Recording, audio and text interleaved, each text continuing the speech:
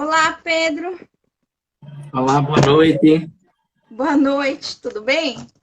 Tudo em paz, graças a Deus. Tá tudo Tudo certinho. Fora essa coisa toda que está acontecendo no mundo, aqui no Brasil, aqui em Pernambuco, o sim, resto está tudo bem, graças a Deus. Estamos aí na luta, trabalhando sempre, mesmo que em casa, mas tá tudo bem. graças a Deus, né? Então, assim, eu E você? vou. Tô bem também. Hoje deu uma esfriada aqui em São Paulo. Não sei se aí em Pernambuco tá frio. Tá frio aí ou tá calor? Olha, eu não diria bem isso, tá, Tati? Porque aqui é um calor enorme. Você tem que andar aqui dentro de casa e olha que aqui o apartamento ele é bem arejado, né? Tem janelas para todas as direções, mas o calor está imensurável, está muito quente, sabe? E o ruim daqui é que é o quente úmido, né? Então você sua Exatamente. bastante e tal. E hoje, principalmente nessa live aqui, que aí é que você começa a É, suar mesmo, né? Porque é muita avisou. responsa estar aqui. Sim, dá um nervosinho aí, né? Ah, não, não Mas tem a assim, menor dúvida disso, claro, claro que sim. eu sei. Você está com a responsa de transmitir um pouco do que a gente sabe, né? E não falhar, porque e você é um ser humano que falha, né? Dotado de falhas, principalmente isso, mas a gente fica com assim, receio de dizer alguma coisa e seja mal interpretada, tal coisa desse tipo. Mas, para, né? Sim. Vamos falar Mas isso. fica tranquilo, porque você. Ó, o pessoal tá tudo falando aí que você domina, que você é o fera aí. Ah, Eu é vou. bondade, bondade deles. Tem um pessoal aí que tá mandando. Eu vou falar aqui um pouco do seu currículo, tá? Antes da gente começar. Então, estamos aqui com o Pedro Ivo de Oliveira Tenório Cavalcante, né? Então, como eu falei, ele é perito papiloscopista lá do estado de Pernambuco. E ele trabalha no Instituto de Identificação Tavares Buril, tá? No Núcleo de Perícias Iconográficas. A formação dele, né? Então, ele é bacharel em Direito pelo Instituto de Ensino Superior de Olinda. Ele também tem pós-graduação em Perícias Forenses, da Faculdade de Comunicação e Turismo de Olinda.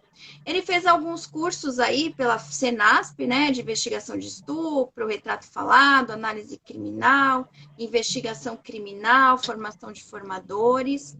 Ele é docente também da Academia de Polícia lá de Pernambuco, tá? Ele deu curso de formação para os alunos da Polícia Civil de Pernambuco e também treinamento para peritos papiloscopistas de diversos estados. Ele também é docente num curso de pós-graduação em perícias forense pelo Instituto Brasileiro de Gestão e Marketing e foi palestrante aí em vários congressos, seminários, né? O congresso que eu falei para vocês lá em Bento Gonçalves, que nós nos conhecemos, né, Pedro? Seminário de perícia criminal aí pelo Ministério Público de Pernambuco, primeira jornada de perícias papiloscópicas de Pernambuco e a segunda jornada também, primeira e segunda jornada de perícias papiloscópicas lá de Pernambuco, né? Então, assim, Pedro, conta um pouquinho aí para o pessoal da sua história, né?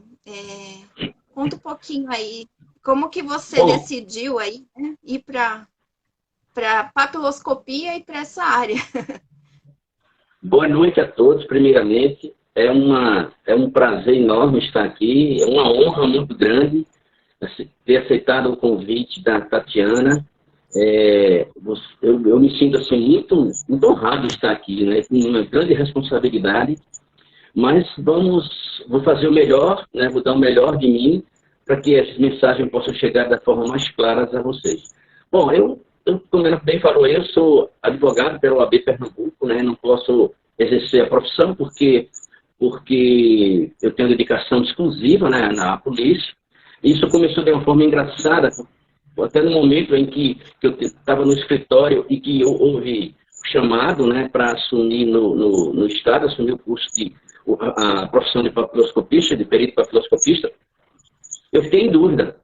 Ou eu vou ou não vou, eu vou ou não vou. Tal. E aí um colega que trabalhava comigo ao lado, aí ele disse, Pedrão, vai lá, mas assume e depois você decide. Se não gostar, tu sai, numa boa. Tal. E, cara, eu fui lá, né, assumi a paixão foi grande, o amor foi maior ainda por esta profissão de papiloscopista, né? A profissão de trabalhar, aliás, um meio de trabalhar com representação facial humana, que foi o meu começo. E daí, hoje eu não me vejo mais como advogado, tá? Eu me vejo como perito papiloscopista, né, do Instituto de Educação Tavares Burio, da Polícia Civil de Pernambuco. Para mim é uma grande honra trabalhar na instituição, trabalhar no meu instituto, né, ter os colegas capazes que tem lá, e outros colegas que eu estou conhecendo pelo Brasil inteiro, como você, Tatiana, né, que é uma delas também, de uma capacidade incrível, né, um conhecimento extraordinário. E eu me sinto cada dia melhor aprendendo com todos vocês. E aí começou realmente essa minha dedicação à área de papiloscopia, né? A princípio eu entrei no arquivo criminal no Instituto, passei alguns meses, conheci pessoa lá extraordinária e aprendi muito com eles, de um local onde tem assim uma fonte de conhecimento impressionante. E depois eu entrei no Retrato Falado, né? E daí foi continuando, né? Continuando esse caminho, essa trajetória. E hoje estou aqui. Sempre me dediquei bastante ao que eu faço. O que eu faço com muito carinho, com muito respeito pelas pessoas que atendo, pelas coisas que eu faço. E daí, sou eu, Pedro Ivo, né? Estou aí fazendo o meu trabalho, né? E aqui para tentar responder o que vocês têm dúvida aí, ou dentro do possível, né, que eu possa fazer, estamos aí. Então, essa é um pouquinho da minha trajetória. Tá certo. Pedro, fala um pouquinho aí para o pessoal, né? Porque nós temos a representação facial humana, né? Nós temos a perícia prosopográfica e a perícia iconográfica. Você trabalha num setor que é de perícias iconográficas, né? Explica um pouquinho, pessoal, qual que seria a diferença. Claro. Bom, bem, na verdade, eu trabalho num núcleo onde nós somos 4, né? Os 4 que atendemos todas as delegacias, Ministério Público e Justiça aqui de Pernambuco. Somos 4, somos, né, um chefe e 3 funcionários, são pessoas assim, maravilhosas, que têm um excelente relacionamento. A gente troca muitas informações juntos, né? A gente tem uma boa vivência, uma boa convivência. E,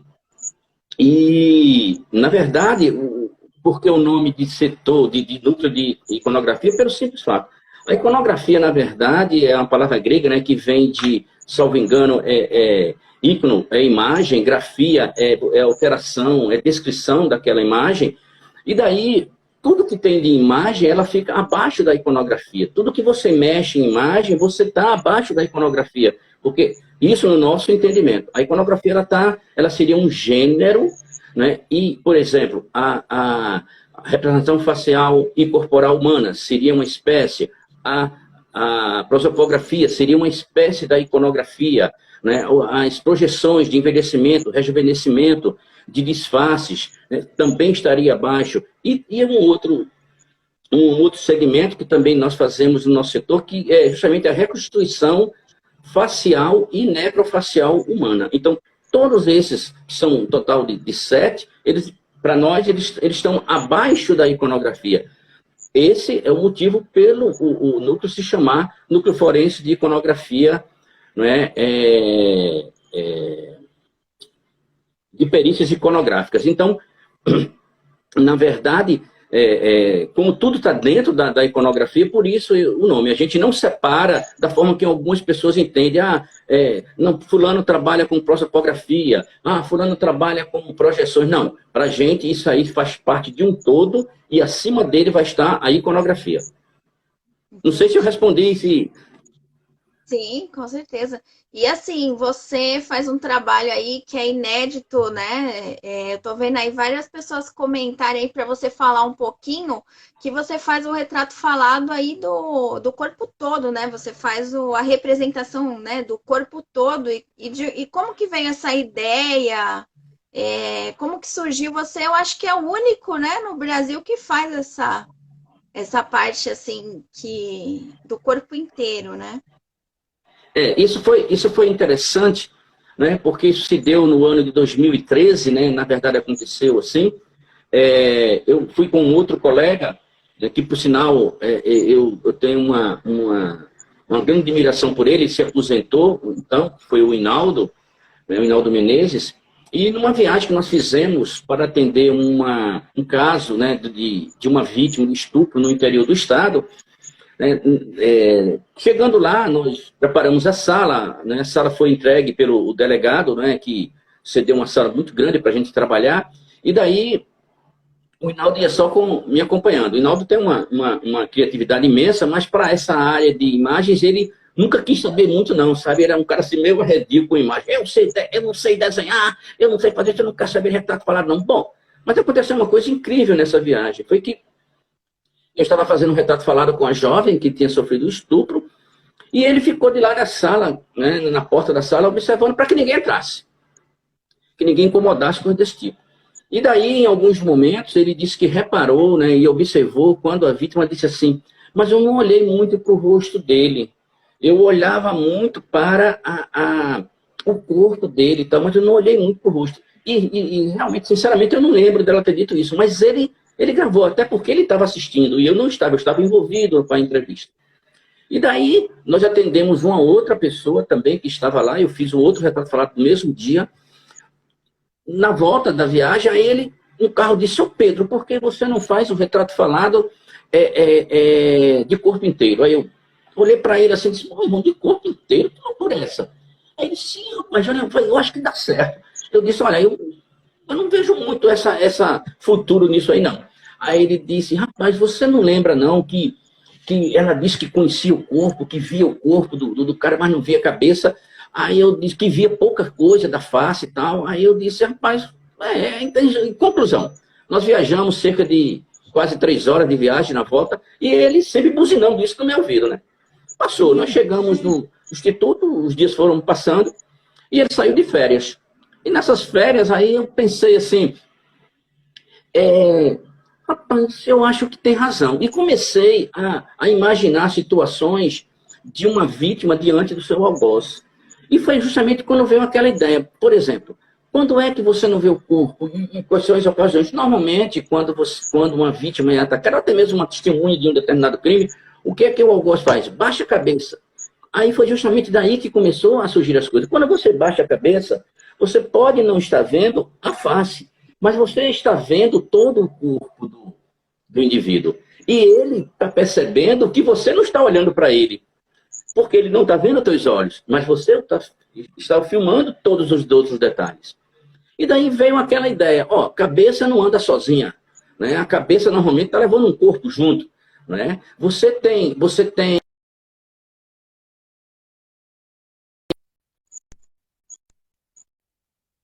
na segunda metade do século XIX, né, com Bertillon, né, na França. Então, onde surgiu a antropometria, né, foi baseado nessas informações que nós carregamos, que nós temos e levamos para todos os lugares.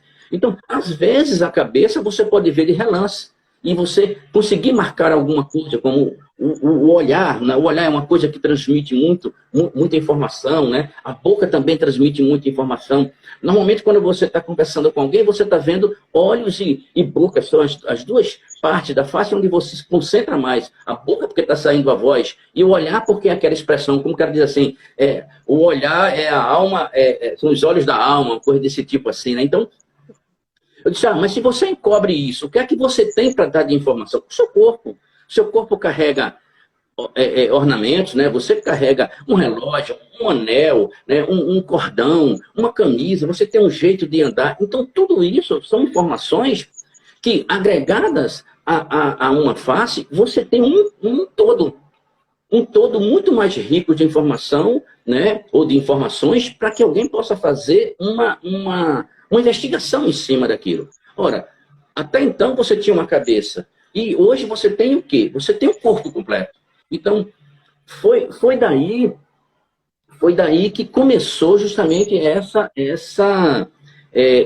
ideia de criar um retrato falado de corpo inteiro, e foi quando eu comecei a fazer e a criar e juntar informações, buscar pela internet e tal.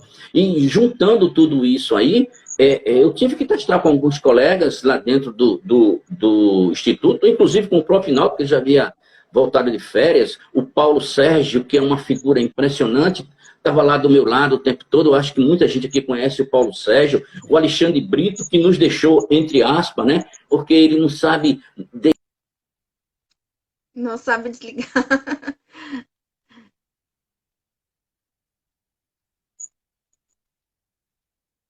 Pessoa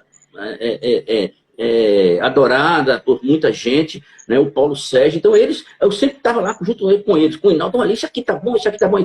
Pedrão, dá certo, Pedrão, olha, faz isso, sei o que e tal. Então, aí foi criando, né? E teve a oportunidade de fazer o primeiro. Né? Sim. Quer fazer alguma pergunta? Eu posso me dar. Tem muitas características, né? Tatuagem que você pode pegar. Sim. Tem muitas informações, né, no corpo, assim. Não só no rosto, né? Pelo corpo todo. Exatamente isso. Então, tudo isso, quando você faz o retrato falado corporal, você vai colocar essas informações para que ela seja mostrada ao investigador, a quem solicitou, a autoridade solicitante. E naquele conjunto de informações, você vai ter muito mais possibilidade de identificar quem cometeu o crime do que apenas o rosto. A gente sabe muito bem que o retrato falado, como ele veio lá, como eu falei antes, da segunda metade lá do século XIX, por Bertillon, na época você tinha o desenho manual. A gente sabe muito bem que em alguns países ainda se usa o desenho manual. Né? No Brasil, em alguns lugares, também se usa o desenho manual. E daí aí você diz assim, poxa, mas não funciona. Funciona, claro que funciona. Funciona tanto que já localizamos, já foram assim, identificados vários crimes, né, vários criminosos por conta do desenho. Mas o desenho ele tem uma coisa que eu sempre chamei muita atenção. Qualquer desenhista, né, qualquer pessoa que entende de arte, ele sabe reconhecer uma obra de Di Cavalcanti, uma obra de Toulouse-Lautrec, uma obra de Leonardo da Vinci, de Picasso. Por quê? Porque todo desenhista, ele leva para a sua arte, para o seu desenho, a sua característica. A sua característica está lá sempre, é a sua assinatura. Não precisa nem assinar, mas os seus traços são reconhecíveis. Então, o que é que acontece? Quando você está fazendo um retrato falado, eu sempre gosto de mostrar isso numa aula, quando eu estou com meus alunos, e dizer o seguinte, ó, se você pegar uma forma geométrica, digamos assim, dizer assim para alguém, olha, vamos todo mundo aqui fazer um losango, e mandar um monte de gente fazer um losango. 20 pessoas. Aí você vai, no final, receber 20 losangos, certo? Todos eles diferentes, são losangos, mas eles vão ter traços diferentes. Então, isso é onde chega o desenho, né? Apesar do sucesso que teve o desenho, ele pode representar, ao final, uma imagem que saiu da cabeça do artista forense, como era chamado no passado, desenhista forense, ou coisa do tipo. Então, ele vai, dependendo do constrangimento da pessoa que esteja depondo, por exemplo, vamos falar assim, de uma vítima de estupro, que eu, para mim, acho um dos crimes mais bárbaros que existe. Tá? Então, uma pessoa que está constrangida do teu lado, bloqueada, com um trauma imensurável, a gente não consegue determinar o trauma daquela pessoa. Então, aquela pessoa chega para você e você diz, olha, desenhando e diz, olha, os olhos dela, como é que eram? Os olhos dela eram redondos. Quando você começa a fazer um olho redondo no desenho, qual é o redondo que está saindo ali no desenho? É o meu, é o do artista, e não o dela. Dependendo do grau de constrangimento, quando você mostrar, olha, é esse aqui, ela vai dizer, porque ela está afim de sair dali.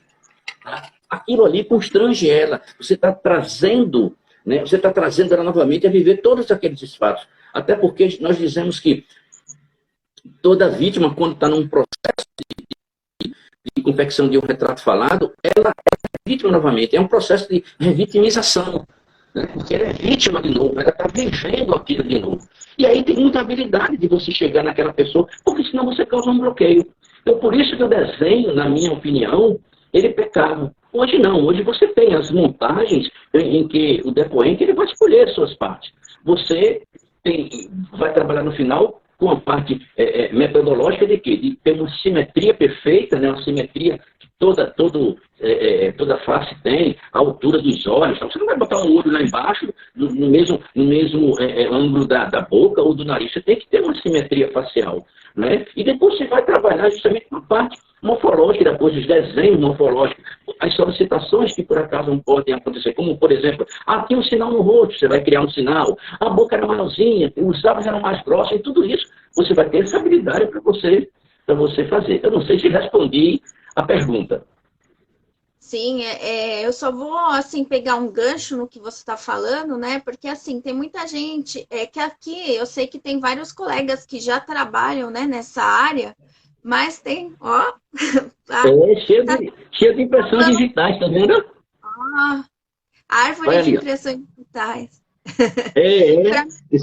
Para mim tá travando um pouquinho a imagem. Não, tô legal aqui. Tá legal. Tá super legal. Então, assim, tem muita gente que já trabalha, né, nessa área, mas tem um pessoal que ainda não trabalha, né, principalmente aqui em São Paulo. Então, é só para tirar algumas dúvidas, assim, que para outros estados pode ser banal, né, mas... Então, assim, pelo que você está falando, né, não é essencial a pessoa saber desenhar, né, para ir para essa área, né? Então, porque vocês utilizam softwares, né, que aí o banco de dados que a pessoa vai escolhendo partes, né, e vocês vão montando conforme a vítima, né? Então, assim, fala um pouquinho, depois eu vou falar uma outra aqui. Foi excelente essa sua colocação, maravilhosa mesmo. Até porque é o seguinte, o retrato falado, não é, ou seja ele facial ou corporal, ele vem de duas formas.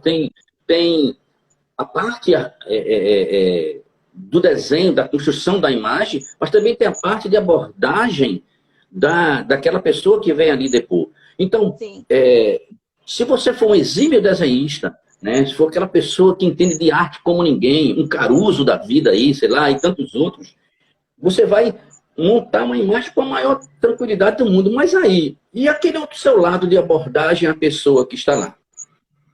Né? Isso tem um peso muito grande. Não é isso? Isso tem um peso muito grande. Mais difícil, né? Na minha opinião, acho a mais difícil a entrevista que você tem com a pessoa, né? Com a vítima ali, com a testemunha, né? Pois é, porque o que é que está acontecendo? Você está recebendo alguém, tá, que você nunca viu, ela também nunca viu você, e aí, como estabelecer um laço de confiança com aquela pessoa? Você vai sentar e vai dizer, escolha aí, ou então, como era o olho dele, não sei o quê. Cadê aquela coisa da confiança, né? Da empatia, né? Então, você tem que viver esses momentos de empatia. Você tem que trazer a pessoa e dizer para ela, de uma forma implícita, né? Olha, você está aqui, eu estou comigo e eu estou aqui para lhe ajudar. Porque o que nós queremos é tirar essa pessoa do convívio social, porque ela não pode viver em sociedade. Ela não pode viver, esse monstro não pode estar vivendo em sociedade, atacando as pessoas e fazendo isso. Então, ela tem que ser retirada de lá, dentro da justiça, mas ele tem que ser retirado de lá. Então, isso que você tem que transmitir para aquela pessoa que está ali. Você tem que conversar com ela e fazer com que ela se sinta bem e chegue um momento assim, puxa vida, eu estou com esse cara aqui e ele vai me ajudar. Então, isso é você quebrar algo que a gente chama de bloqueio. Né? Como a gente sabe que a cabeça da gente tem dois potezinhos, né? Naquele memória permanente e a memória temporária, né? Então é uma coisa que os traumas da gente, a saudade, né? A saudade, ela fica numa memória permanente. Os traumas dificilmente eles saem, você consegue viver com eles, conviver com eles, mas ele dificilmente sai. Né? É feito a saudade, né? A saudade é coisa que você vai levar para o resto da vida das pessoas que você só tem saudade de coisa boa, né? Eu nunca vi ninguém dizer que foi andando pela rua, deu uma topada, né? que cortou o dedão e disse, eu tenho uma saudade daquela topada que levei na rua. Ninguém vai dizer uma coisa desse tipo, né? Então, você tem lembrança, você tem recordação, mas saudade não. Mas é feito trauma. Né? O trauma está lá marcado em você e o papiloscopista, o perito papiloscopista que está naquela entrevista, tem que quebrar esse trauma, estabelecer um laço de confiança, né? Tem que fazer com que a pessoa que acredite nele, e aí sim, aí você começa a desenvolver o trabalho. Então, você vê que... Gostei da caneca, hein? Ah, esse daqui foi o Thomas. Eu acho que o Thomas está assistindo a gente aí, não é? De CSI? Ah, ficou legal. A minha é uma árvore, ó, só de digitais, ó. Foi uma querida turma da Cadepol que me deu de presente.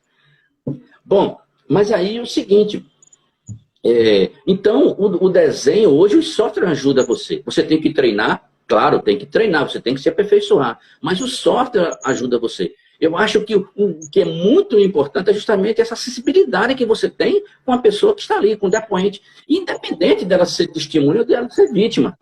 Que, por sinal, são pessoas que a gente tem que abordar de formas diferentes. É isso que eu ia perguntar. Tem diferenças? Mas pergunte, formule a sua pergunta aí. Não, aproveita, já era isso mesmo que eu ia falar, se tem diferença, assim, você percebe, assim, diferença de depoente aí, quando é testemunha, vítima, existe essa diferença? Muito, muito, inclusive, Tatiana, o momento que você faz e você vai confeccionar a imagem.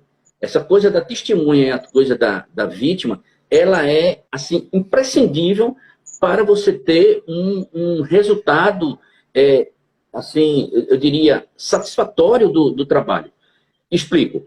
Vamos falar da testemunha. Tá? A testemunha, ela tem dois tipos de testemunhas. Ela tem a testemunha, existe a testemunha que não tem nenhuma afinidade, digamos assim, com o crime, e tem a testemunha que tem afinidade, uma ligação, que eu quero dizer, uma ligação com o crime.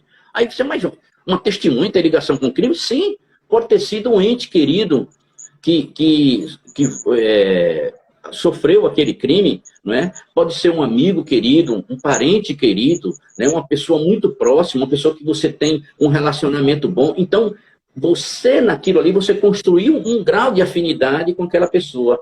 Então, essa é uma testemunha. Aí, a outra testemunha é aquela que não tem nada a ver.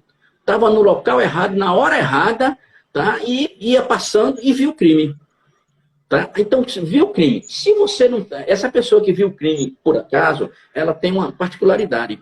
Que, inclusive, eu quero dizer para os colegas que fazem retrato falado para ele, porque nesses anos todos, aí, quase 10 anos, né, que eu estou fazendo retrato falado, eu sempre percebi isso. Então, essa testemunha que ia passando e que viu o crime e que se dispôs a fazer, ela tem que ser feito o trabalho com ela, mas muito rápido. Você não pode deixar uma pessoa, esse tipo de testemunha, para fazer daqui a 3, 4, 5 dias. Por quê? Pelo simples fato. Ela vai chegar em casa, tá? Ela vai pensar em casa, rapaz, eu devo dizer, eu acho que não devo. Mas aí ele comenta o que houve com alguém de casa. Aí, esposa, pai, irmão, filho, ou coisa do tipo, vai dizer, você vai dizer isso por quê, meu filho? Se você for dizer isso, a pessoa que fez sabe onde você trabalha. Digamos, um frentista de um posto de combustíveis. Né? Ele está lá, houve o assalto, o cara chegou com ou mais de um, foi lá, fez o assalto, tá, olhou para ele olhou para o cara foi lá dentro, tirou o dinheiro era dele? Não. O posto de combustível era dele? Não. Ele trabalha lá. Aí ele vai dizer, olha, eu vi tal. Se passar mais de uma semana, 3, 4, 5 dias, o povo de casa vai dizer, não diz não, porque tu vai estar lá todo dia, o cara volta lá e te pega. Normalmente acontece esse tipo de coisa. E normalmente já aconteceu assim, por diversas vezes comigo, quando ela senta na nossa frente, ela faz assim mesmo. Olha, doutor, eu tenho família. Quando essa frase surge, eu já percebo que o cara está morrendo de medo. Ela está morrendo de medo porque ele acha assim, olha, eu não vou ter proteção legal nenhuma. Se eu contar qualquer coisa aqui, eu não vou ter mais proteção. Agora, isso acontece o quê? 2, 3, 4, 5 dias depois. Se você procura agendar um retrato falado e você faz o mais rápido possível, no dia seguinte, no máximo, entendeu? Coisa assim, você vai ter muito mais você vai atingir muito mais o objetivo do que você deixar depois, porque surge justamente isso. Então, esse é um tipo de testemunho. O E outro que eu falei... Eu acho que Oi. evita também, por exemplo, ele viu aquela pessoa, e se ele começar a ver outros rostos, ele pode até confundir, né, na hora de fazer de estar falando, assim. Olha, Tati, eu não vejo assim, não, porque o nosso cérebro trabalha de uma maneira muito magnífica, né? E há uns anos aí atrás fizeram um teste com aquele computador, como é que chama o nome? Computador russo, que era o computador tal, aquela coisa toda. Então, mostrou que o que é que os computadores têm? Eles têm a possibilidade da rapidez da informação, né? Eles têm a capacidade da resposta, de fazer os cruzamentos muito rápido, mas ele perde para a gente. Primeiro porque ele foi construído por nós. Já perdeu, né? Esse é o primeiro ponto. Segundo ponto, nós podemos gravar em nossa mente uma quantidade infinita, né? O nosso cérebro acumula coisas infinitamente, né? E isso é uma verdade. Então, o que acontece? Quando qualquer coisa choca muito a gente, você não esquece. Mas às vezes você diz assim, mas olha, fulano esqueceu. Não, talvez ele tenha sofrido um bloqueio para aquela informação. Porque aquilo que ele viu o traumatizou de alguma forma. Então, a proteção do seu organismo, aquilo é lacrado, é justamente colocado naquele potezinho de maneira permanente e lacrado. Essa é justamente aí onde trabalham os psicólogos. Né? Os psicólogos abrem essa caixinha, né? E faz com que você bote aquelas coisas para fora, não que você vai esquecer, mas que você vai conseguir conviver com elas de uma melhor forma. Porque enquanto ela está lá dentro, lacradinha, tá? Ela vai te fazer mal. Mas a gente não sabe disso. Né? Se a gente bota para fora... E aí que está o nosso trabalho, porque a gente tem que ter toda a técnica para tentar extrair isso, né? E tem que ser rápido, né? Então, isso, aí veja, aí tem essa testemunha. E a outra testemunha que tem afinidade, que tem um relacionamento, né? Porque ela vai querer, de alguma forma, tá, fazer justiça para aquela pessoa que ela perdeu. Eu digo a você o seguinte, eu fiz um trabalho de retrato falado de um crime que ocorreu 12 anos atrás. 12 anos. Mais de uma década. Né? Então, essa pessoa foi trazida para mim, aí você pergunta, e eles, sobre dar detalhes, essa pessoa riqueza... era testemunha, nesse caso, de 12 anos atrás. A pessoa era vítima ou testemunha desse crime de 12 anos atrás? Testemunha. Mas o que é... Eu vou chegar na vítima, estou só na testemunha. Então, aí por que ela lembrava tanto? Porque foi a mãe dele que foi assassinada na frente dele. E ele já era um homem quando ela foi assassinada. Então, ele jamais... O homicídio foi direcionado à mãe dele, né? E não a ele. Então, ele jamais esqueceu, e eu acredito que ainda hoje, já passou alguns anos que eu fiz esse retrato falado, eu acho que ainda hoje ele não esqueceu essa pessoa. Por quê? Porque era a mãe dele que foi morta, na frente dele. Então, ele trouxe riqueza de detalhes do rosto. Só que quando eu terminei o retrato falado, eu tive que fazer uma projeção de envelhecimento. Né, de pelo menos uns 10 anos, 15 anos, porque a pessoa que cometeu o crime, para ele achava que tinha em face de 40 anos, então eu tive que somar isso aí, mais uns 10, 12, 13 anos, para a pessoa chegar lá para os seus 55 anos. Fazer esse envelhecimento, tá, para poder apresentar a autoridade solicitante. Então, esse é um tipo de testemunha que ela pode sim passar mais dias para ser atendida. Por quê? Porque ela não vai esquecer. Ela não vai esquecer porque aquela pessoa que sofreu o crime é valiosa para ela. Então, ela não vai esquecer. Então, ela pode primeiro se tratar, ficar mais tranquila, porque ela passou um trauma grande, não é? Então, ela pode ficar mais... Para depois, sim, ela sentar com o perito papiloscopista e fazer esse trabalho de confecção, que vai ser muito mais seguro do ponto de vista de informação do que se você fizesse na hora, porque na hora ele vai estar muito traumatizado, muito abalado. Então, essa é justamente a testemunha que tem afinidade. E a vítima, no caso, né? A vítima é vítima, sempre é vítima. Seja ela de um roubo, de um crime de estupro, de um estelionato, seja ela de que for, tá? Ela sabe muito bem. Agora, por exemplo, uma vítima que sofreu um assalto violento. Se você traz essa vítima no dia seguinte, ela está muito abalada. Ela está com o estado nervoso dela, está a 1000 por hora, né? Então, ela precisa de um descanso, ela precisa relaxar, colocar as ideias nos seus lugares para depois você trabalhar. Eu sinceramente, quando chega para mim vítimas assim, de um crime de roubo que foi muito violento, de um crime de estupro principalmente, eu sempre pergunto, olha, ela já foi tratada, ela já foi psicóloga, porque aqui, graças a Deus, nós temos equipes multidisciplinar de atendimento às mulheres nos casos de estupro, que, por sinal, são excelente qualidade essas equipes, né? Elas têm um tratamento assim de excelência com essas pessoas, né? Todas que chegaram até a minha sala e conversaram comigo, falaram super bem desses profissionais, psicólogos, médicos, sexólogos, essa coisa toda. Então, são pessoas que chegam de tal forma e que conseguem amenizar aquela dor, tanto fisicamente como psicologicamente. Aí eu sempre pergunto, olha, teve o acompanhamento? Não. Já foi fazer o exame sexológico no IML? Não. Então faça o seguinte, cuide primeiro da sua filha, ou então se cuide primeiro, faça esse tratamento. Quando você estiver mais tranquilo, venha. Aí a gente faz o trabalho. Porque aquela pessoa vai chegar outra, ela já vai chegar, olha, tomei aqueles coquetéis que são terríveis, eu vejo as mocinhas se sentirem super mal na frente, correm, vão para o banheiro, aquela coisa toda. Então, estou tomando aqueles coquetéis que pelo menos na primeira semana, 3, 4 dias, uma coisa assim, e depois que passar isso, elas vão voltar, vão vir até a gente, o quê? Muito mais tranquila, muito mais, quer dizer, tranquila, entre aspas, né? Tranquila, entre aspas, apavorada de sair na rua, coisa do tipo. Novamente, né?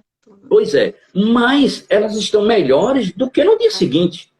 Claro, não é isso? Então, a testemunha que sofreu o crime, você pode dar 3, 4, 5 dias, uma semana, 15 dias, um mês. Eu sei que esse lapso temporal, você pode distanciar a pessoa que cometeu o crime. Tá? Para a investigação, isso também é ruim.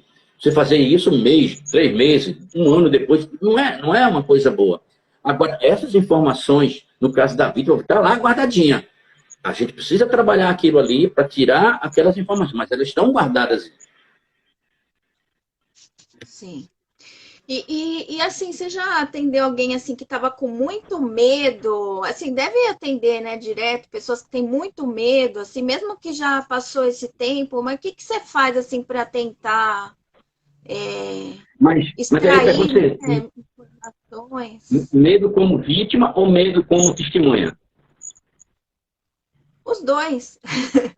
Como testemunha é muito difícil, tá? Para você contornar a situação é muito difícil, porque ele bate o pé, ele diz que não lembra, não é? Então a gente tem que trabalhar nesse sentido. Você não vai forçar. Se você força aquela pessoa a construir uma imagem, você pode estar direcionando a investigação para um inocente, ele pode criar, apesar de que na nossa metodologia de trabalho a gente consegue identificar essas falhas de informação.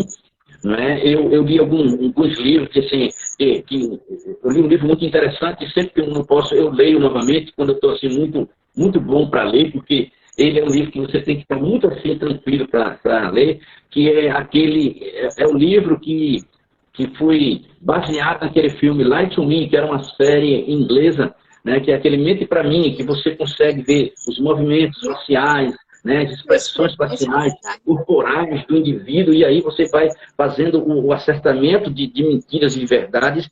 Então tem um livro chamado Como Descobrir um Mentiroso, eu acho que é esse o título, eu acho que é isso.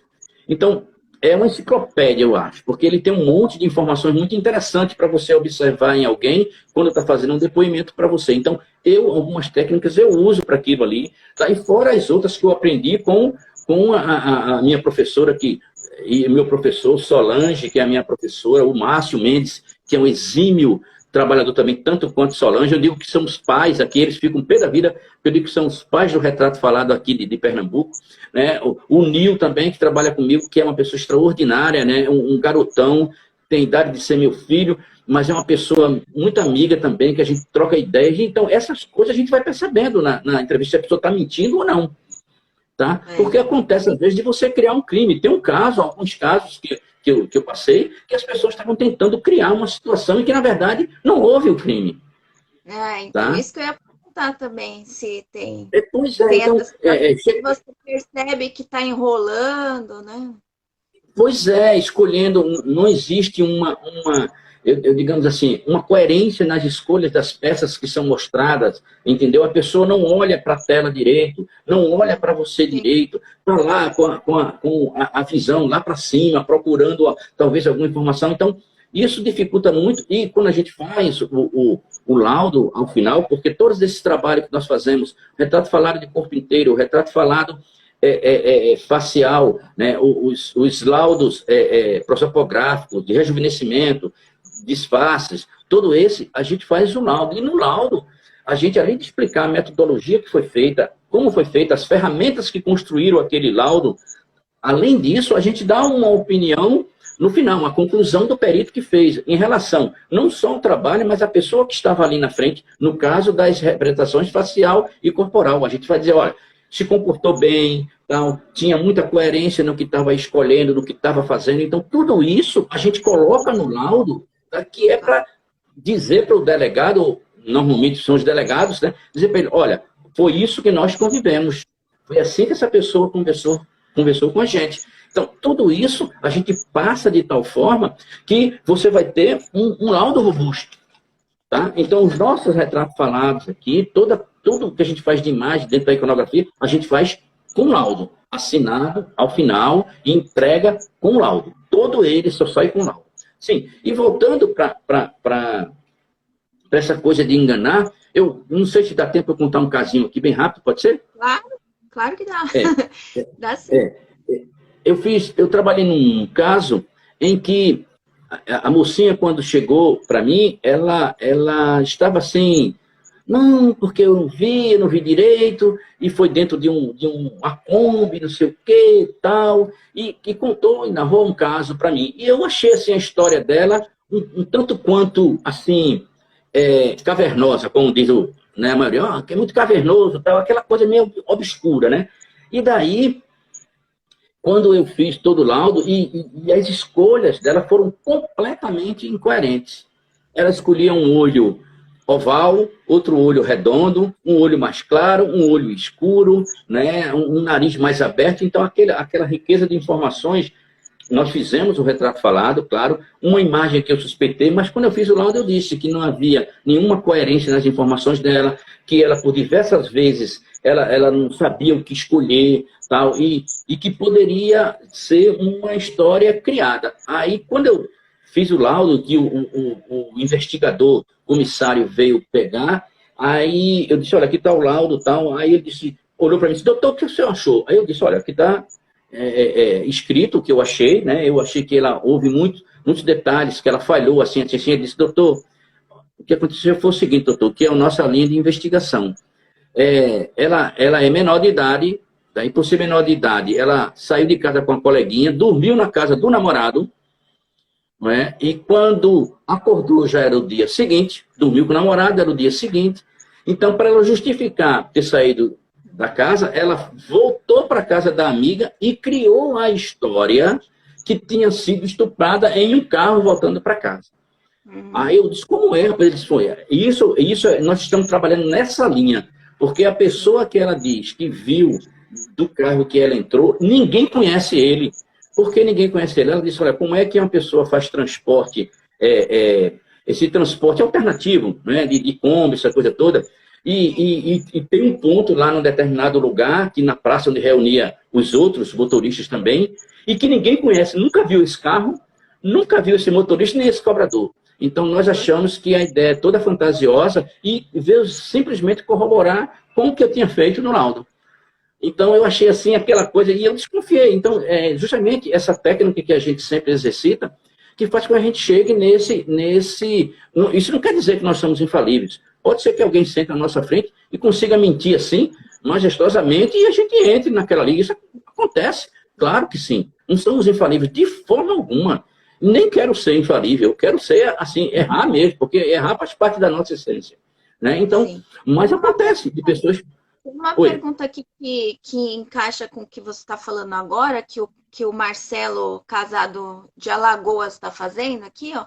Existe com frequência o feedback da delegacia que dá um retorno do sucesso da representação facial humana na captura do autor do delito para vocês? Como que é esse retorno? A gente está com pouco tempo, ó, temos 5 minutos, aí eu não sei se o pessoal quer que... porque assim, tem tanta coisa para falar, né? Não sei se o pessoal quer que a gente... Se cair a live, a gente pode continuar. Tudo bem para você, Pedro? Não, para mim tudo bem. É? E o pessoal, será que tudo bem também? Você pode passar mais quanto tempo ainda? É porque assim, ela quando dá 1 hora, ele corta, né? Aí eu acho que falta uns 8 minutos para acabar. Eu tô vendo aqui, tem um contadorzinho aqui em cima, né? Vamos falando aí, enquanto não cair. E se cair, a gente abre de novo outra, tá? Marca outro dia aí e tal, e a gente faz. Para mim é uma honra estar aqui com vocês. Bom, deixa eu dizer, respondendo ao Marcelo. Marcelo, um grande abraço, nós já tivemos contatos, né, antes, né? Inclusive, eu acho que foi você que me pediu uns modelos de laudos e eu enviei para você, e eu estou sempre aberto quando você precisar, Marcelo. Bom, respondendo a tua pergunta, hoje as delegacias estão dando mais feedback, mas já teve um momento em que era muito difícil. Algumas delegadas que, inclusive, hoje estão assim, à frente de algumas divisões da SDS, foram pessoas assim espetaculares, né? Porque a gente trabalhava com muito, digamos assim, oh, meu Deus, quero encontrar uma palavra legal. Trabalhava com a hegemonia muito grande. Então, a gente fazia o trabalho, ela dava o retorno, perguntava, e foi maravilhoso esse tempo que a gente passou. Hoje, alguns delegados, mais desses novos, também trabalham isso. Alguns mais antigos também trabalham, mas não vou dizer, não é unanimidade.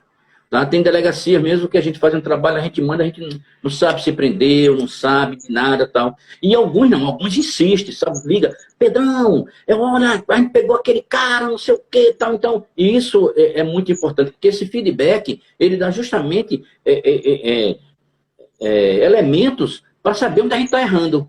Tá? Para saber onde a gente errou, onde a gente pode melhorar, e isso é de super importância. Eu acho que isso deveria ser obrigatório, tá? Eu já sugeri isso, inclusive o nosso gestor, ele tem um plano de fazer esse tipo, de tentar colocar isso como obrigatório. Dá o feedback lá para um núcleo de perícias iconográficas, para quê? Para que a gente possa melhorar o trabalho, isso é muito importante. Com certeza, Marcelo.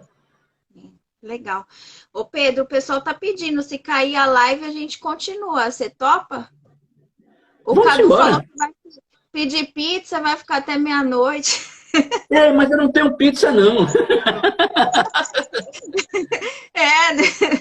Não, assim... Cadu, Cadu, você não tá de fome, Cadu? O Cadu tá com fome aí. Ou então a gente pode... Uma grande pessoa, viu? O Cadu é uma pessoa extraordinária, é um perito super dedicado, um presidente da associação, com todo respeito aos anteriores, mas ele faz por merecer, é uma pessoa assim, de uma responsabilidade muito grande com a classe. Eu tive a oportunidade de um dia abrir o jogo para ele, assim, eu e ele, assim, de bigode a metro, como a gente chama na língua do rádio amador, né? Então, conversamos muito, é uma pessoa que eu admiro bastante, né? É o Cadu, toda a diretoria tem trabalhando muito pela nossa classe, é um exemplo de dedicação. Eu me orgulho muito em tê-lo assim, presente em todas as nossas atividades, ele está sempre junto, incentivando tudo isso, é uma pessoa extraordinária, o Cadu.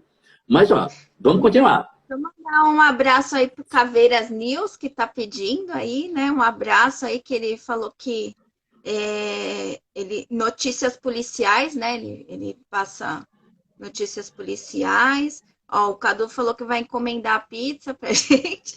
Então, assim, para ele, né? tinha uma pergunta, vamos ver se dá tempo de fazer, que foi um aluno meu que mandou no meu WhatsApp, né? Ele falou assim, ó, foi o Rafael Bragueto. Ele estava ouvindo um podcast, né, sobre como será a sociedade depois da pandemia, e ele ficou com uma dúvida a respeito do AIDS, né?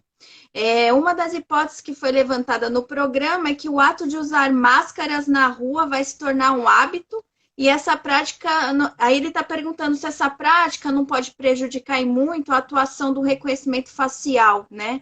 A exposição de olhos e orelhas não prejudicaria a atuação do algoritmo, né? Isso ele está falando em relação ao AIDS, né? Mas conta um pouquinho sobre isso, o Pedro, por favor. Veja bem, AIDS é uma ferramenta nova aqui para nós, né? Aqui, eu acho que no Brasil é uma ferramenta muito nova, é uma ferramenta que eu não conheço, assim, integralmente, eu não conheço a forma detalhada de como ele trabalha. Eu sei que ele carrega algoritmos para justamente mostrar essas coincidências faciais, mas eu sou muito assim preocupado com isso por conta das semelhanças humanas, né? Nós temos que entender uma coisa. Os seres humanos, na minha opinião, ele tem um grau de semelhança da seguinte forma: ele tem os gêmeos, né? Dentro dos gêmeos ele tem os gêmeos univitelinos, os gêmeos bivitelinos, eles têm as pessoas sósias, né? Eles têm as pessoas parecidas, e uma classe que eu criei, que eu vejo assim, chamada meramente parecidas. Então, o que acontece? Nos gêmeos, né, você vê que ainda a genética discute, e você vê, às vezes, opiniões contraditórias. Eu não sei, porque eu não sou geneticista, né? Eu tenho colegas aqui que são peritos papiloscopistas, que é doutora nisso, como Eita, meu Deus, eu esqueci o nome daquela minha querida. Ai, se ela souber disso, ela vai me matar. Tereza Liberal. Então, ela é especialista, porque ela é doutora nesse campo, né? Então, eu não sei, por exemplo... Só te cortar um pouquinho, que está me mostrando aqui que tem 23 segundos, vai cair. Aí, se cair, fica aí que eu te chamo de novo, tá bom? Aí, voltou, Pedro. Vou tomar um café agora, que é... Tá certo. Então, desculpa te cortar, Pedro, porque... Não, de forma alguma. De forma alguma. Eu ainda aguento mais uns 3 minutos. Tá certo. Vamos só concluir, então, só esse caso que você estava falando, né? Da dúvida lá sobre a questão do uso de máscaras. Então, eu vejo assim, sabe, Tatiana? E o seu colega, o Rafael, né? Rafael. Bom, eu vejo assim,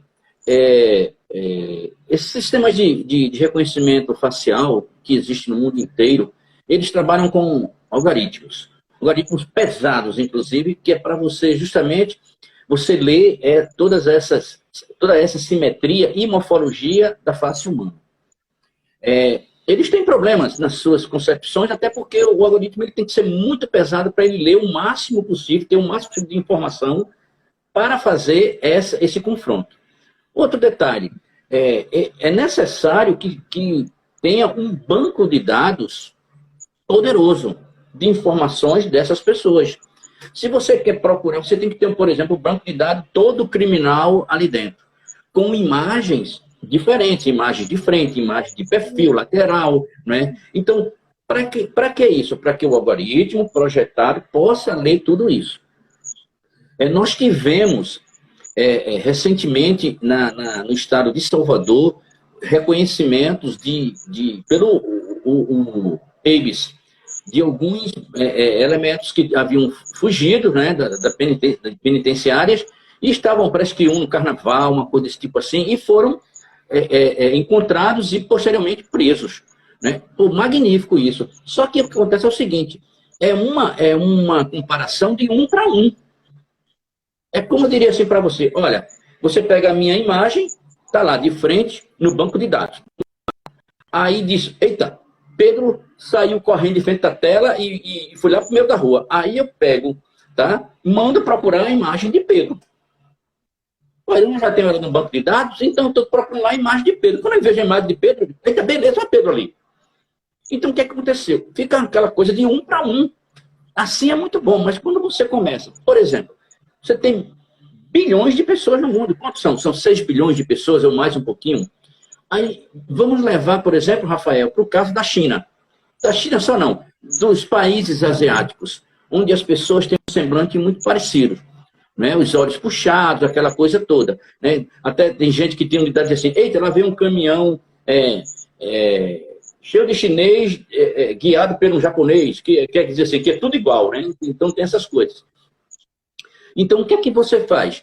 Você pega um rosto de um oriental, né, um asiático, e você compara com outro asiático, porque eles são muito semelhantes, eles se reconhecem, mas para a gente aqui é muito difícil isso. E você calcular um algoritmo que leia isso tudo, não é uma coisa muito simples, é muito robusto. Eu lembro que eu vi há uns meses atrás um vídeo de um projeto na China que eles desenvolveram, é por isso que eu fiquei orgulhoso, porque parecia que eu estava vendo o meu projeto de corpo inteiro, né, que eu falei até aqui anteriormente, que cabeça não anda sozinha, leva um corpo junto, né? Então, o que foi que eles fizeram? Eles desenvolveram um algoritmo que liam também os movimentos corporais. Olha que... Veja bem, eram os movimentos, não era a antropometria. Porque a antropometria, ela trabalha com registros de particularidade de cada indivíduo. Não é? Ela não trabalha com movimento, não é o movimento que eles fizeram lá na China. Então, além da face, da semelhança das partes faciais, olhos, boca, essa coisa toda, eles ainda liam o movimento do corpo. Agora, imagine, para você criar algo desse tipo, você vai ter que ter uma sala especial, cheia de câmeras, disso, daquilo, outro, para você poder captar o movimento dessas pessoas, depois transformar num algoritmo, colocar num sistema e ter aqueles movimentos num banco de dados. Então não é uma coisa simples, né? Não é uma coisa que você faz da noite para o dia, é uma coisa muito complexa. Então eu acho assim, mas essa coisa de você usar uma máscara hoje, você vai, bota uma máscara e você tem olhos, nós já tivemos casos positivados aqui em Recife, mesmo com capacete. A Solange, né, que é a chefe lá do nosso setor, Solange fez uma vez um trabalho belíssimo, né, de um bandido que estava roubando com uma motocicleta e ele estava com um capacete fechado. Cobria a parte de baixo da boca, toda a cabeça e só ficava o nariz e a boca. O nariz e os olhos. A gente sabe, para o retrato falado, que esse conjunto olho-olhar, ele corresponde a 50% de um bom trabalho no final. Porque é justamente aquilo que eu falei anteriormente. Quando você conversa com alguém, tá, as outras partes elas são interessantes. Mas para onde é que você fixa o seu olhar? Ou para a boca da pessoa que está falando, que está saindo a voz, né? Ou para os olhos. Né? Então, a interação é muito grande nesses dois pontos. Se você não tem a boca, você fixa muito nos olhos. E a Solange fez esse trabalho. Salvo engano, foi para uma delegacia de um bairro chamado... como é mesmo o nome daquele bairro? Beberibe, não. É um bairro aqui próximo de Olinda. E o cara... Toda a imagem foi feita com um capacete preto. Quando chegou na delegacia, um dos agentes disse, oxe, eu sei quem é esse olhar aqui, eu sei quem é esse cara fica em tal ponto. Um dos agentes ali. E foi lá e, pasme, era o cara. Então, você vê, ele estava muito mais protegido do que uma própria máscara. Né? Então, ele tinha os olhos, né? Só os olhos aparecendo, cabeça não aparecia. E você usando só uma máscara, você tem o resto do corpo. Aí no seu corpo Sim. Você carrega adornos, você carrega um relógio. Bandido não troca de relógio todo dia. Né? Você tem aqueles cordões que eles gostam de mostrar. Você pode ter tatuagens, várias tatuagens que aparecem no corpo todo, perna, isso tudo. Né? Você tem sapatos que você usa, um sapato às vezes que você gosta e usa ele mais tempo. né? Você tem sinais característicos que isso, lá no século XIX, Bertillon falava, né, que aí vem para a parte desses registros de particularidades que são inerentes a cada cidadão, a cada pessoa, né? Aí você tem o quê? Você tem, às vezes, um dedo com um problema, você tem uma cicatriz, você tem uma mancha no corpo. Então, tudo isso são informações riquíssimas que você pode associar aquele retrato com uma máscara. Está com a máscara, você vai colocar a máscara, que é para tentar traduzir a imagem mais perfeita possível, Rafael. Então, você colocou a máscara indivíduo, mas você pode carregar também essas outras informações. Quando a gente faz um retrato falado aqui no nosso núcleo, a gente sempre terminar a parte da face, normalmente a gente pergunta, ó, você lembra do corpo? Então, muitos casos falam que não. Não, eu não lembro, eu não olhei para o corpo dele, não. Eu sei que ele estava com a roupa mais ou menos assim e tal. Quando lembram do corpo, você é capaz de ver um corpo aqui e você fazer essa semelhança? Sou sim, claro que sim. Então, o que a gente faz? Vamos mostrar vários modelos de corpos, né? De corpos, para que a pessoa reconheça um daquele. Nós vamos montar aquele corpo com as vestimentas, ou com marcas, ou com adornos que ela viu no indivíduo, né? Depois que a gente faz toda essa parte do corpo, a gente coloca a cabeça lá, dentro da simetria, né? Dentro de toda essa parte antropológica do ser humano, com as medidas corretas, pronto. E a partir dali você tem um retrato falado de corpo inteiro, onde você mostra a imagem da face um tamanho maior e ao lado a imagem do corpo inteiro, para justamente trazer muito mais informações ao investigador, ao cara que está lá em campo, na busca, né, desse indivíduo. É assim que procede. Não sei se eu consegui responder bem a pergunta do Rafael. E é importante uma coisa aqui que o Cadu está falando também, né? Que essa parte de representação facial humana, tudo o reconhecimento facial, ele contribui na investigação, né? Na busca de suspeitos, tal, como prova material, mas ele não é incontestável como a papiloscopia, né? Eles só são ciências que se complementam, porque a papiloscopia, ela afirma quem é a pessoa, né? E a representação facial, ela vai só... pode ser, né? Porque podem existir, né? Pessoas semelhantes, né? Eu costumo fazer uma pergunta, quando estou em aula, que é a seguinte. Quando é necessário fazer um retrato falado? Em que oportunidade se faz necessário fazer um retrato falado? Qual é o momento que se deve fazer um retrato falado? E, às vezes, alguns colegas respondem assim, de uma forma bem rápida e bem simples, mas porque ele já teve essa conotação. O que é? É justamente quando você não tem mais nada.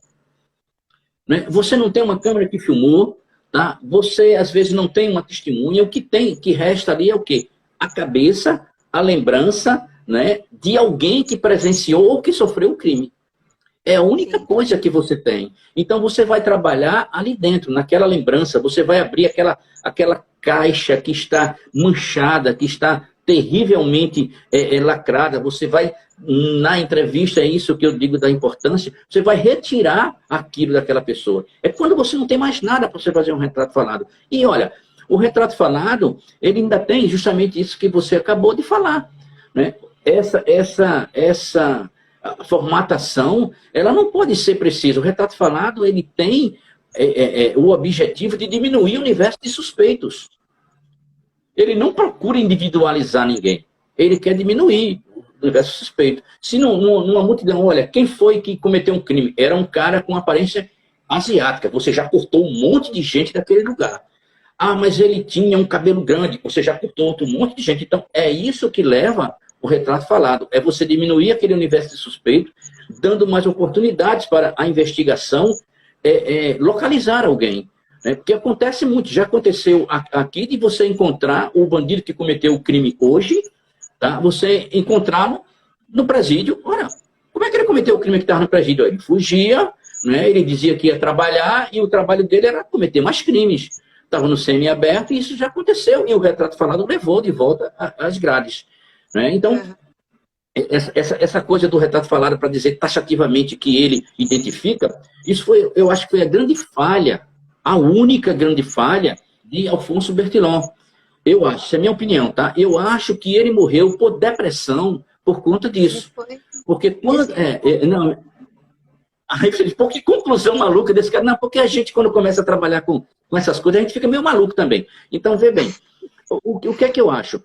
Bertillon, quando ele criou toda a bertillonagem, que era um conjunto de maneiras de você identificar o ser humano, porque todo dele era para a área criminal. Quando ele criou isso na França, como eu falei, na segunda década, segunda parte do século XIX, que ele morreu logo no começo dos anos 1900, por aí assim, 1900 e pouco, ele morreu em 1917, uma coisa desse tipo.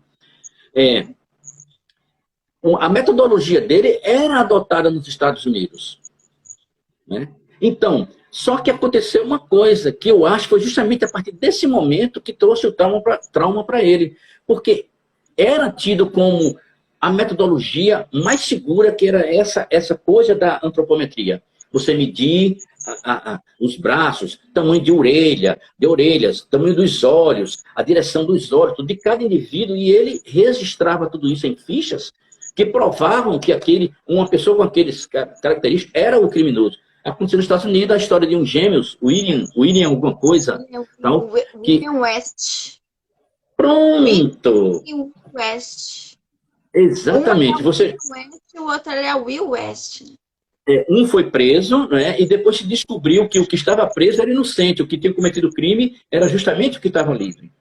E aquilo ali veio por baixo, né, caiu a teoria de Bertillon. Sim. Tanto é que surgiu lá na Argentina, né, aqui na Argentina, aliás, né, aí veio como é mesmo o nome do argentino, Juan Vucetich, né? Aí chega Vucetich com as classificações, com aquela determinação, olha, é única, é tal, aquela coisa toda. Vem Malfig, que já tinha lá no passado, aí veio aqueles caras, aqueles gênios, né? Tal dizer que uma identidade, a impressão digital, ela é única. Ninguém pode ter duas impressões digitais iguais. Nunca foi provado hoje com mais de 6 bilhões de pessoas que duas pessoas tivessem. Então, aquilo ali que aconteceu. Trouxe para a informação os investigadores dos Estados Unidos que, ó, a bertillonagem é boa, mas para dizer que A é A e B é B, não é não. Então eu acho que a partir daí, como ele passou a vida inteira dedicado, isso é a minha opinião, tudo que eu li a respeito dele, como ele passou a vida dele dedicada a essa coisa da identificação humana, e aquilo ali veio por água abaixo, eu acho que foi um peso muito grande. Mas mal sabia ele que hoje a gente usa em larga escala a antropometria. A gente usa para tudo.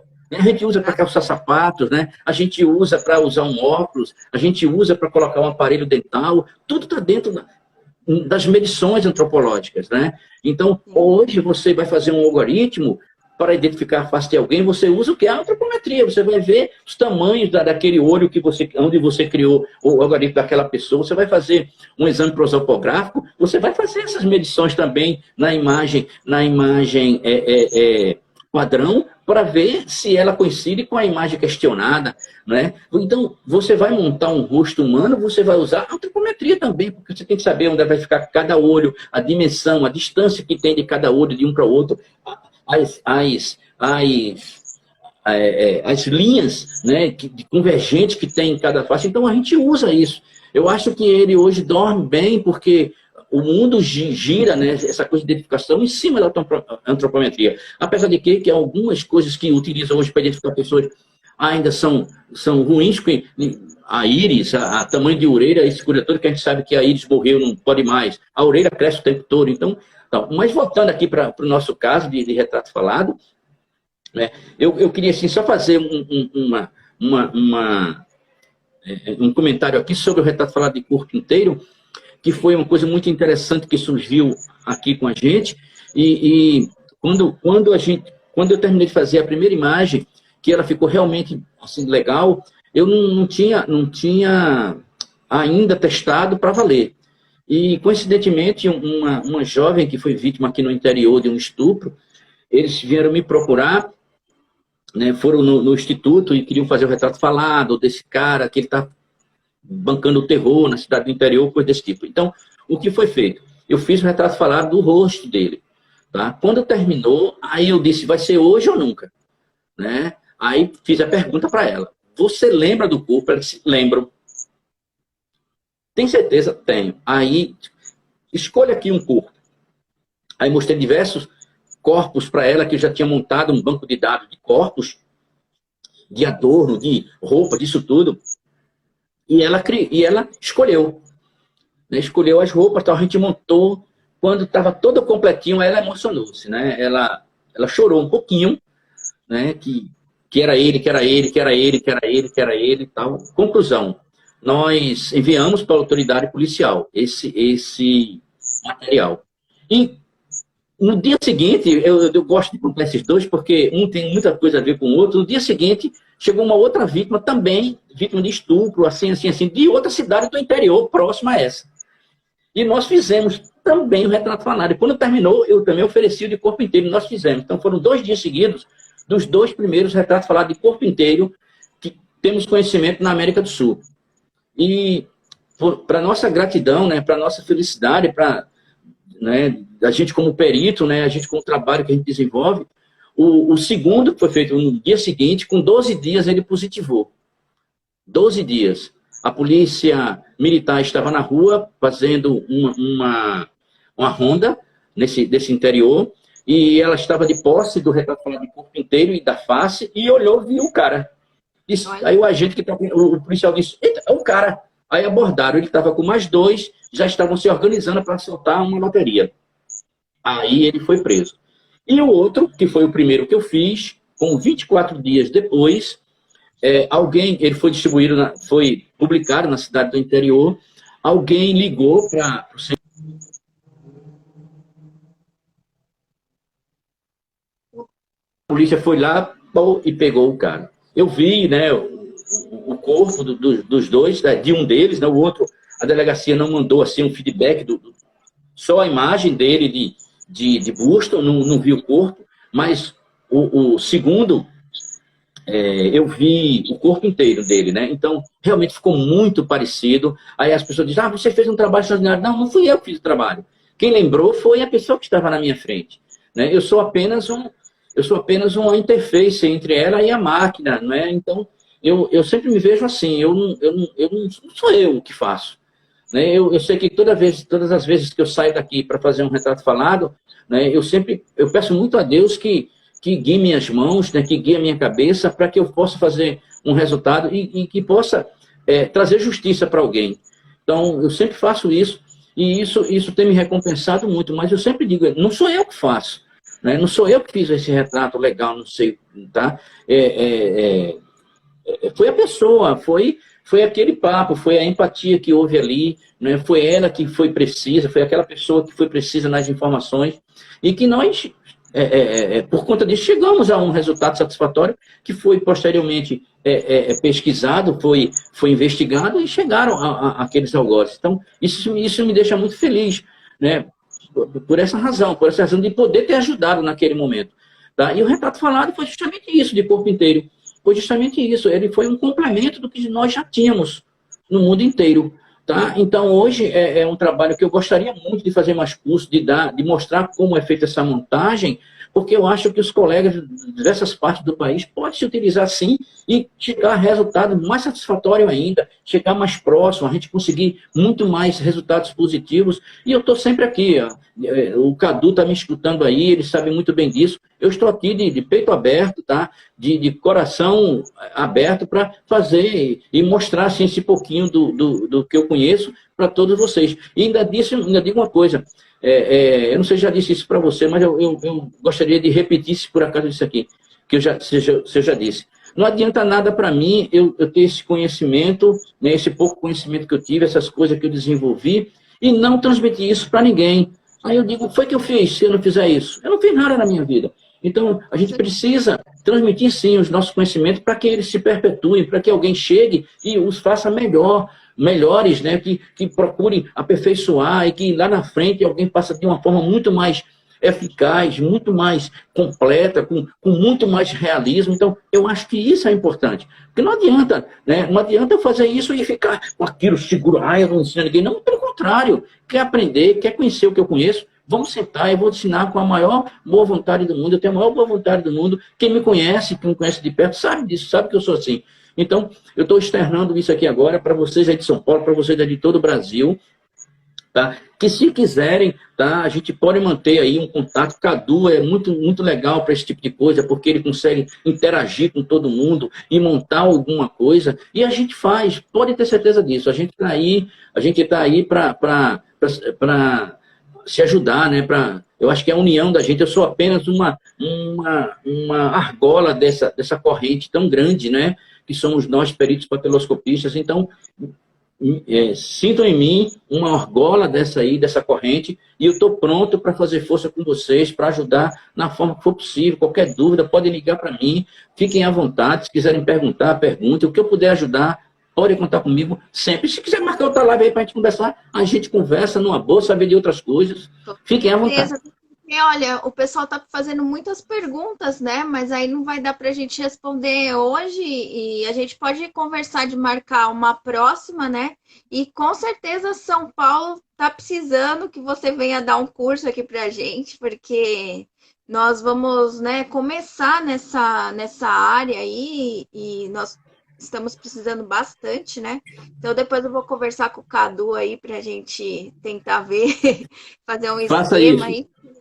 Com certeza, né? Deixa eu passar essa loucura aí, né? Mas com certeza a gente precisa marcar um curso aqui para você falar com o pessoal. E vamos tentar depois marcar uma continuação dessa live para responder as perguntas do pessoal, né? Porque eles fizeram várias, mas não deu para a gente responder, porque o tempo é pouco. 1 hora parece bastante, né? Mas acaba sendo pouco. Agora já foi 1h30 de live, olha que beleza. Nossa! Meu Deus, passa rapidinho que você nem percebe, né? Passa muito rápido. Então, Tatiana, você pode, inclusive, seria uma sugestão, né? A gente pode até aproveitar agora, já que você pegou várias perguntas, daqui eu não vejo as perguntas. Você pode anotar essas perguntas e a gente já começava respondendo essas perguntas, entendeu? Sem nenhum problema. Eu estou aqui, e principalmente agora, né? Eu acho que é uma diversão para a gente, né? Eu vou ver se ela aparece na gravação, né? Vamos ver se aparece todas as perguntas na gravação, porque eu não consigo também acompanhar todas, né? Mas eu acho que pode ser que apareça, mas se não aparecer, o pessoal entra na próxima live e faz, a gente responde. Com certeza. Aí. Mas olha, muito obrigada, Pedro, adorei, assim, acho que o pessoal, todo mundo aqui gostou, ó. Tem fã-clube até seu aí, ó, Maguilma tá falando, ó, Maguil. Eu não sei, ele até falou para você falar um caso aqui, que da próxima vez você fala que é da roupa de listra. Aí, eu disse. Mas eu vou dizer agora, olha, eu quero mandar um abraço, assim, muito carinhoso, muito afetuoso para todos os meus colegas do ITB, porque eles estão numa luta incrível com toda essa pandemia. Recife está num momento difícil, né, com essa toda pandemia. O ITB é um instituto que eu amo, assim, de paixão. Tem mais grandes peritos papiloscopistas lá, que são os meus colegas, produzem em todos os sentidos possíveis. São pessoas extraordinárias. Eu quero mandar um abraço muito forte, dizer que eu estou bem, eu estou em casa, eu estou aqui com minha esposa, a gente já está aqui há um bom tempo, porque ela é de um grupo de alto risco e eu não posso sair muito, não posso me expor muito, mas nós estamos super bem aqui dentro de casa, só sai o necessário. Quero agradecer muito toda essa força que o Instituto me dá, esse pessoal maravilhoso que tem lá, todos eles. Eu não quero nominar aqui, que é para não esquecer o nome de ninguém, tá? Mas eu vou dizer assim, eu quero botar o Cadu como representante de todo o Instituto e dizer, meu irmão, ó, sinta-se beijado, abraçado, sabe? Amado por mim, todos vocês, e você também, Tatiana, você, seu esposo também, que que é outro colega da área, que é perito papiloscopista, todo o pessoal de São Paulo, de Goiás, do Rio de Janeiro, do Amazonas, lá do Acre, sabe? Eu não quero dizer nome, porque eu sou péssimo para nome, eu esqueço o nome aqui dentro de casa, imagine, de tanta gente querida que está aí. Não é? Então, eu quero que se sintam abraçados. Eu estou aqui sempre disposto a gente trocar ideias, a gente trocar conhecimentos. Eu acho que isso é muito importante. Tá? Aos amigos também que não são peritos e que estão me ouvindo acompanhar essa live. E aí? Eu acho que uma pessoa da Argentina, ele falou que não está entendendo muito bem, porque ele não entende português. Pois é, então eu quero mandar também um beijão para eles, porque eu convidei alguns colegas para escutar, colegas que eu não vejo, mas eles estão me vendo agora, com a cara que eu estou agora bem diferente, cabelo baixinho, já estava há algum tempo, mas eu limpei a cara, tirei barba e tal, só deixei essa coisa aqui, né? Mas eu quero também dar um abraço a todos eles, todo o pessoal de Recife, todo o pessoal que tá nos acompanhando aí, que estão durante esse tempo nos ouvindo e escutando perícia, que alguns às vezes nem conhecem a perícia, mas estão aí por amizade, por carinho, por respeito. Eu quero mandar um grande abraço fraterno, vamos ficar em casa, vamos nos cuidar, né? Vamos cuidar daqueles que a gente ama e daqueles que a gente nem sabe que ama, mas que estão aí precisando, né? Eu acho que é muito importante para todos nós. É a hora de nós darmos as mãos, de rezarmos muito e de pedir para a melhora dessa coisa que vem acontecendo no mundo e que nos amemos mais, nos respeitamos mais. E eu acho que esse aí é a solução de tudo. A partir desse momento, a gente consegue tudo, tá? Beijo para vocês, eu estou aqui. Tatiana, grande beijo para você, foi ótimo. Me senti honradíssimo com o seu convite. Para mim foi extraordinário esse momento aqui. Se houver outro, eu vou me sentir super feliz com isso também. Pode contar sempre. E a gente está aí. Estamos juntos sempre. Vamos para frente. Que Deus lhe abençoe. Abençoe todos os seus. E vamos lá.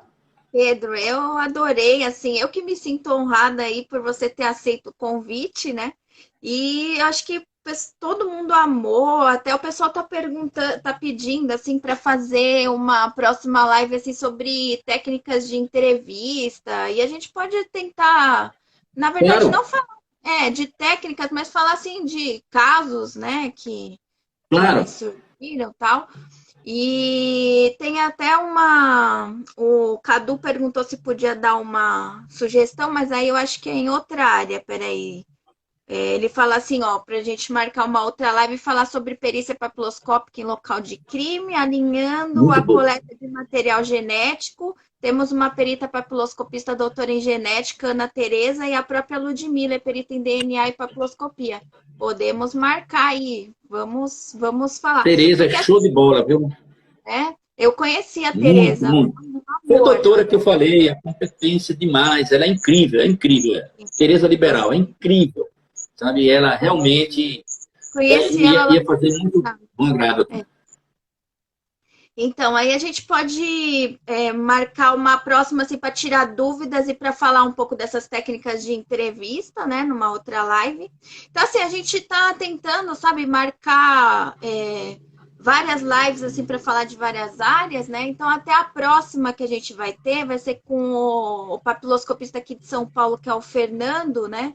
Para falar sobre identificação criminal e como que a gente usa o LEAD, que é um sistema de legitimação à distância, né? Depois nós vamos ter uma live também com a papiloscopista Melissa para falar de local de crime, né? Tem a Selma do Rio de Janeiro para falar sobre pessoas desaparecidas. Aí que massa, que legal. Da Tereza para falar e a Ludmila para falar sobre DNA e papiloscopia. Vai ser ótimo. Ludmila, manda um beijo para ela aí. Ludmila, beijão para você, querida. Eu fiz uma pergunta também, vamos guardar para a próxima live aí, que ela está falando da comparação, algoritmo. Vou ver se eu consigo depois pegar a pergunta direitinho e a gente faz na próxima. Mas assim, eu agradeço muito, Pedro. Obrigado aí, né? Ficou 1h37 de live. Nossa! Quando a gente gosta, a gente nem vê o tempo passar, né? Foi maravilhoso. Foi muito boa e vai ficar gravada, Pedro, essa live. Eu espero que eu consiga, né, gravar no YouTube, porque eu sou nova nessa parte. para a gente gravar no YouTube. Tem um aluno aí, o Paulo, que vai me ajudar, né? Para eu pôr lá no canal, aí vai ficar gravada. E nossa, é muito prazer aí. Você é uma pessoa incrível, assim, tem um coração, assim, Obrigado. que Você todo também, mundo, você também.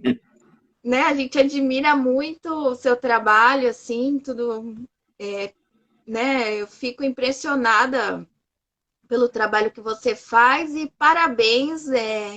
É um grande abraço aí para você, para todo mundo aí de Pernambuco, o pessoal dos outros estados aí, muito obrigado por participar aí da live. Eu espero que vocês estejam gostando, né?